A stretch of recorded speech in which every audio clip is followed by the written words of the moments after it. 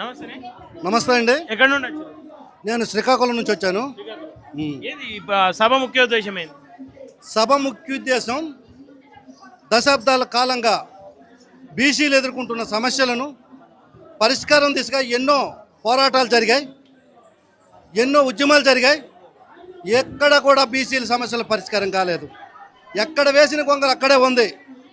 ఇన్ని సంవత్సరాలు జరిగిన తర్వాత కూడా ఎన్నో ప్రభుత్వాలు మారినా, ఎన్నో పార్టీలు కొత్త వచ్చినా బీసీల సమస్యలు పరిష్కారం చేస్తామంటూనే ఎలక్షన్ ముందు వాగ్దానాలు చేయడమే తప్ప పరిష్కారం జరగలేదు.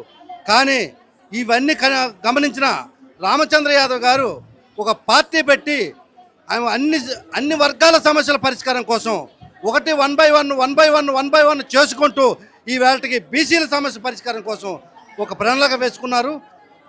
ఫిబ్రవరి 22వ తేదీన బీసీ సింహగర్జన సభలో ఒక 5 డిమాండ్లు ప్రభుత్వం ముందు ఉంచడం జరిగింది. ఆ 5 డిమాండ్లు ఆచరణ సాధ్యమైన డిమాండ్లు, ప్రభుత్వం నెరవేర్చగలిగిన డిమాండ్లు ప్రభుత్వం ముందు ఉంచితే ఈ వేళ వరకు కూడా ప్రభుత్వం నుంచి స్పందన రాలేదు.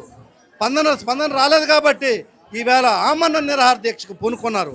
ఆ డిమాండ్లు ఏంటంటే బీసీలకు రక్షణ కావాలి. బీసీలకు ఎక్కడ పడితే రాష్ట్రంలో దాడులు జరుగుతున్న బీసీల పైన వీటిని ఎదుర్కోవాలంటే బీసీలకు ఒక రక్షణ చట్టం కావాలి. అలాగే బీసీలకు విద్యా, ఉద్యోగ, రాజకీయ రంగాలలో ఇక్కడ కోటా లేదు. లేకపోయినందువల్ల రాజకీయాల్లో చట్టాలు చేసే దగ్గర బీసీలు లేరు. చట్టాలు చేసే దగ్గర మీరున్నందువల్ల మాకు రావలసిన వాటా రావట్లేదు, మా హక్కులు రావట్లేదు, మా రాష్ట్రంలో మా వాటా రావటం లేదు, సంపదలో మా వాటా రావడం లేదు, కాంట్రాక్ట్లో మా వాటా రావడం లేదు. ఇన్ని సహజ వనరులు, ఖనిజ సంపదలు దేనిలో కూడా బీసీల వాటా అనేది లేదు. కాబట్టి బీసీలకు అన్ని రంగాలలో కూడా 44% రిజర్వేషన్లు కావాలి. అలాగే బీసీలకు రాజధానిలో 1000 ఎకరాల భూమి కావాలి. అలాగే బీసీలకు సమగ్ర కులగణన జరిపించాలి. అలాగే బీసీలకు రాజధానిలో సమగ్ర కులగణన జరిపించాలి. అలాగే బీసీలకు కార్పొరేషన్ నిధులు కేటాయించాలి. ఇవేవి ఒక 5 ప్రధాన డిమాండ్లు. ఇవేవి పరిష్కారం కాలేదు కాబట్టి ఈరోజు నిరాహార దీక్ష చేయడం జరిగింది. ఈ నిరాహార దీక్షకు వేలాదిగా రాష్ట్రంలో జనాలు వచ్చి ఇన్ని వేల మంది ఇక్కడ గుమిగూడారంటే బీసీలు ఐక్యత సాధించారు. రాబోయే రోజులలో అన్యాయం చేసిన ప్రభుత్వాలకి బుద్ధి చెప్పక తప్పదు, ప్రభుత్వాలు ఓడించక తప్పదు. అవసరమైతే రామచంద్ర యాదవ్ గారిని ముఖ్యమంత్రి చేసుకోవడానికి కూడా మేము సిద్ధంగా ఉన్నాము. ప్రభుత్వం దిగిరాకపోతే ఎట్లాంటి పరిణామాలు ఉండబోతాం కొనసాగుతుంది. ప్రభుత్వం ఇలాంటి ఉద్యమాలు చాలా జరుగుతాయి.